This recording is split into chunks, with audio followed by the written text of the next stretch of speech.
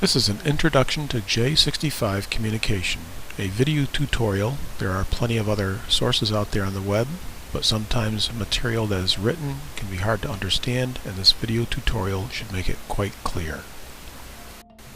To start using jt65 software, you'll have to download two pieces of software. The first is the jt65 software that you can download from this website located here.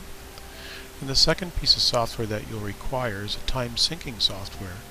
The time syncing software I recommend is Dimension 4. It's easy to use, easy to install, and works quite well, assuming you're using a Windows 7 base machine.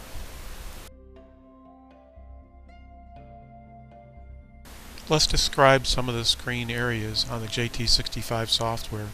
The first area is the audio input levels, and those are the levels that are going to be coming from your rig's output audio. We want to set those to around 0 dB with no transmissions coming into your software. And that'll be at the second mark of 48 seconds through about 2 seconds. That's because jt65 software transmissions start at the 2 second after the top of the minute and end at 47.7 seconds after the top of the minute. There's a few areas where you can make these changes for the audio input to the software. One is by using your computer's input level or microphone that you've got your audio output from your rig going into your computer. You can make the changes in your software. You can make your changes with the slider that's on the software itself called digital audio gain. You can make the changes there. That I found not too useful. Or you can use the audio output menu on your specific rig that you're using. In the case of the TS2000 from Kenwood, it's quite easy to use the 50C menu to make those changes. This is the waterfall display, and you want to set those audio levels so that you can see traffic showing up in this waterfall display. This is shown in the vertical line that's yellow, that's in the middle of the display. That is traffic.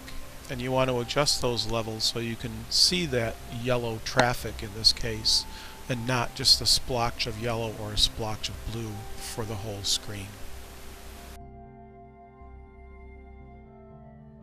Okay, now we're going to go through some of the screen areas that are important within the jt65 software itself. The first area is the clock, very important. Understand there's even and odd minutes of transmission. In this case here, this transmission is occurring at 29 minutes after the hour, so that is an odd minute. So this transmission is taking place on the odd minute. Transmissions last for roughly 45 seconds, 46 seconds. They begin at 2 seconds after the hour, and they end at after the minute, and they end at 47.7 seconds after the minute.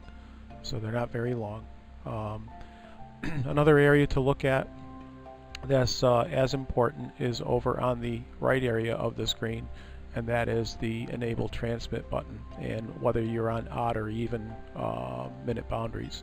So in that case, this transmission that we just looked at was taking place on an odd minute.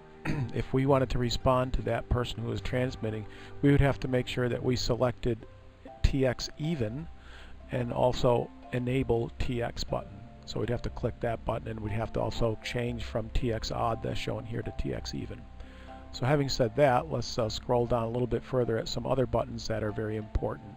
And that's called the call CQ, answer a caller, as well as send an RR. You can actually send a 73, you can send a report, and you can answer a CQ. Let's assume somebody sent a CQ to us and we wanted to answer it. We would come over to that person's CQ. In this case here, let's say this person in the green, the top green, is doing a CQ. That person's call address is K5DDM. We would double click that, or you could single click it, and you would then say answer CQ. In either case, this would be populated, this line that's called transmit generated, and it would fill in a populated text that would be answering that CQ caller. Now, this particular information that's there is incorrect for this example, but it would be filled in there automatically by the program, and if you had TX enabled it would transmit back to that person an answer to his CQ. That person would then answer you back with some report of how strong the signal level was, and you in turn would, since your response to his CQ would have a signal level in there, you could just signal back an RRR, which is basically a Roger, Roger, Roger, end of transmission, and that person would respond to you with a 73. Having said that, there's a few other things to look at in the software. Number one is make sure that this area here is set for TXDF equals RXDF, and that's just the transmission and reception frequency. Simplex, think of it as. The other area that you want to check is the enable multi-decoder. That's that red area down there that's unchecked right now, obviously because I was talking to just one person. But when you're trying to decode the entire waterfall display, you have to have that checkbox checked, else only the one little frequency shown by the red or green brackets up in the waterfall display will be decoded. You may want to check the AFC setting and the noise blanker setting. That's not controlling your rig, that is a software setting. I leave them set by default. If you're hooked up to your rig and you're using a software program like Ham Radio Deluxe, the information from your rig will automatically be imported into the jt65 software, showing you the frequency that you're on. Next we'll look at how to log a QSO. If you click this button, any QSOs that you've made will be logged into the database so that you can import them into Ham Radio Deluxe or other logging software.